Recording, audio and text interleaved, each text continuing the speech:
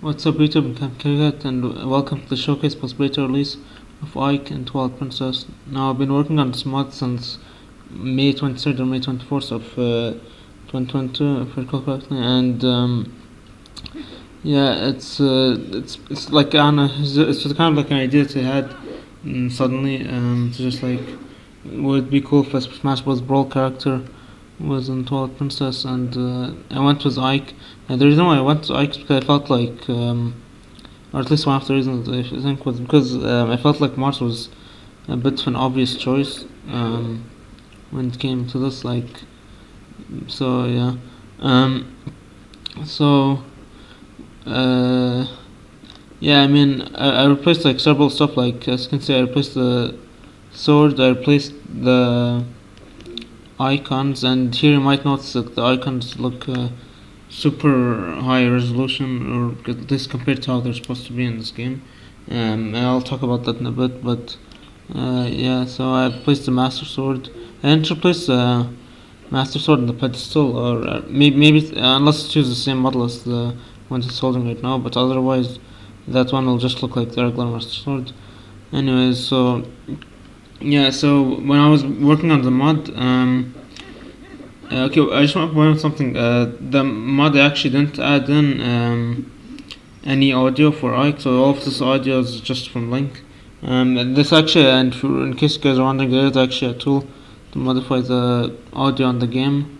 But because I spent like all this time working on the model and textures, trying to like force textures and stuff, I didn't really end up working on it. So yeah, I just wanted to point that out. And another thing is, when it came to the mod, so, I mean, some of you guys might already know this, but in case you don't, Smash Bros. Brawl consumes has for each character their models like super high poly compared to like how what you'd expect from your usual like Wii or GameCube game. And I guess also that has to do with the game being 2D, and maybe it's like since it's stages, so it's like they could use up the advantage of taking, and since can't like move the camera angle a lot, so probably so they could take the advantage of making it higher poly. And so I tried to port Ike, and while keeping him at the same amount of polygons as he was in Super Smash Bros. Brawl. I don't remember if I ever actually really deleted any tries when porting him in here. If anything, I actually I think I added in more tries because for some of these things, like for example, the skirt behind his leg. If you, normally this would actually be transparent from this side, and don't like you'd only be able to see it from here. But what I did to work around that was I copied the exact same tries, and I pasted it, I duplicated basically, and I flipped the normal so you can see it from both sides, from back and from the front. And I did the same thing with the cape, except with the cape I also, when I copied it, I also changed the one at the back here when looking at it from here to be yellow, and from from here, from the front, or whatever you want to call it, to be red. So yeah, so I tried to basically keep the same amount of polygons as it was in Smash Bros. Brawl. But obviously when doing that, so because I ended up doing that, his model ended up looking way too high poly compared to how Link's model is in the game. And so what ended up happening was, in place like Kakariko Village and I don't remember what it's called exactly, the Twilight Realm I think, like that place, it's probably called Twilight Realm, and like some other area, it ended up crashing the game. So what I ended up doing was I ended up making the textures really low resolution compared to how they looked originally, and like Smash Bros. Brawl for example. And then what I ended up doing was I ended up making the regular resolution that I want to be in the game be a dolphin texture pack, so then it doesn't necessarily consume power from the game itself, only from like emulator and like PC, etc. So what you guys are seeing here, like with Ike's clothes here, like the cape, for example, you can see like the texture at the end of the cape, etc. Um, all of these, not most of these, I actually just used it from Dolphin latest texture pack. So if you would so if you want to use a texture pack, if you just place without the texture pack, it'll still look probably like decent enough. But the thing is, like to be noticeably how they put like uglier looking, I would say, or noticeably like I guess like worse than how it looks like here because of how low resolution the textures would be. So like if you guys aren't planning to play on console, then you guys should be fine if you have like powerful enough PC. I mean, most of these textures are like 512 times 512, including the icons, and yeah, so this is why also the icons are for like the sword and his clothes here. They look really high resolution compared to others because I used the Dolphin texture pack to make them high resolution. If you're not, if you weren't use the Dolphin texture pack, then what would happen? This would look even worse than this because when make it, I had like try to crush it down to like 65 times 65 dimensions or stuff like that. So it ended up looking way worse than how I want it to look like. But yeah, so yeah, that's what I have to say. I want to mention something else, but I forgot. I think. Like I'll show you guys in a bit tutorial for.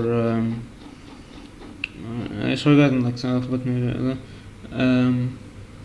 A tutorial for like how to load the texture packs so you can play the mod with the normal resolution that I originally kind of intended to be played with. Yeah, I also removed the sheets. Oh my god, I also removed the sheets. So wait, where's the enemies? Okay, but yeah, so I also removed the sheets. So then it so because if I recall correctly, Brawl Ike doesn't have a sheets. So yeah, I basically just like made like one try and try to like make it extremely small and make the texture transparent. And what I did with the blade is because if I recall correctly, like what the game does is when you put the blade at the back of like the player. I mean, I can't show here because for some reason in this room I can't take out the sword, but maybe in here I can take it out. Yeah, I can take it out. So if I can just like get the cape out of the way. So normally what happens is sword would have like sword has two meshes. The one mesh is meant to be the blade and the blade itself of the sword, and the other mesh is meant to be the thing that holds the sword, like the handle or whatever it's called. So, but what happens is when you put the sword at the back, the blade's meant to disappear. So because it's supposed to be like the sheath hiding it and stuff like that. But since I delete the sheath or mostly delete it, what I end up doing so then the sword still shows up when you put it at the back. Cause I like maybe there's a better way to do this, but what I ended up doing was I made so then the part that's meant to be the blade, I duplicated it basically, and so one version of it's in the same mesh. So one model of the blade is in the same mesh as the handle, as the mesh of the handles. And when you put the back, that still appears because the game assumes like, oh, we're not gonna hide the mesh of the handle. So since the blade is part of the handle mesh, it won't hide that. But then made another model of the blade, duplicate or whatever, to be the normal one that appears that disappears when you put it at the back. And the reason, and you might be wondering why should I even bother doing this? Like, why can't I just make like the same mesh as the handle and then that's it?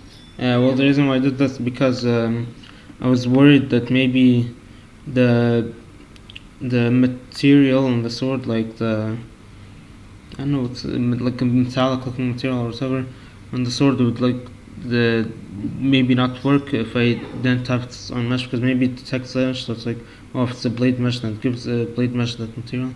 And so if I only made the same mesh to the sheath, then maybe that material won't work. So yes, that's why I ended up doing it like this. And yeah, I mean, I think it looks pretty fine, mostly. But yeah, so yeah, I don't know. I don't really have much else to say, to be honest. I'm just gonna show you like a quick tutorial, I guess, or maybe quick of how you can use Dolphin texture packs in 3, 2, 1. Alright, welcome back, guys. I'm going to show you how to set up the mod, at least for the most part, and also how to use the custom textures for the texture pack in Dolphin Emulator.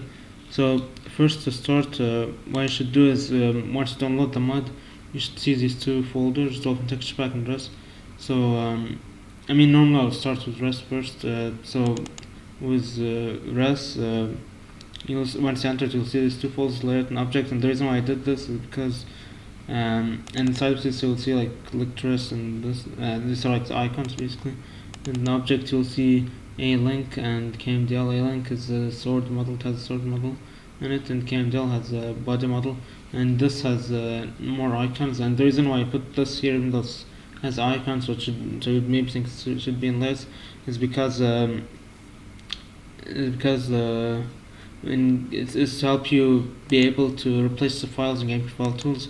Because what you would be doing to replace files in the game's ISO, is or this one way to do it, in my opinion, probably like one of the easiest ways, if not the easiest, is using GameCube file tools. And you would import your 12 points ISO into GameCube file tools, and then you'd navigate to Res and the object folder inside of the game's ISO and GameCube file tools, and then you would right click on, like, you would navigate and find where alink.org is located in there. You would right click on it, click replace file, and then find the alink.org in here in this folder from when you download the mod, and then choose this file, and then go to the next alink file, select and replace it, and do the same replace file, select this one, and KMDL replace file, select it, and then maybe go to like layout after that, or before it, layout folder in the game's ISO, and do the same thing with this, and then replace them, choose replace file. Don't choose replace or arc or whatever, because that's a different thing. So when you right click the thing in file tools, arc file, choose replace file, not replace arc. So yeah, and then after you finish replacing, then you click on export GCM at the top somewhere in the game file tools, then you should be able to export it. If you guys want to see a more like visual detailed version of it, I guess more detailed version, you can check out my Finn and the Wind Waker mod video, because I showed it off in like the second half of the video. So anyway, so that's for this one, for the rest folder. So for the texture pack, so here when you click on the texture pack, you see like you should be able to see like a bunch of textures that have for what would seem like odd names. The reason why they're called like that, I mean, I'm not sure why they're called like all this other stuff, like 1B or but the reason why here it's like 6548, because that's what the resolution of the original files are. Here, if you can see hang up, it's actually 512 to 512 dimensions. Like it's even this one, I think. So this just the 48 times 48 is based on what the original icon the resolution is, but now when you're replacing it, you can make it higher as long as your PC can handle it, etc. I think.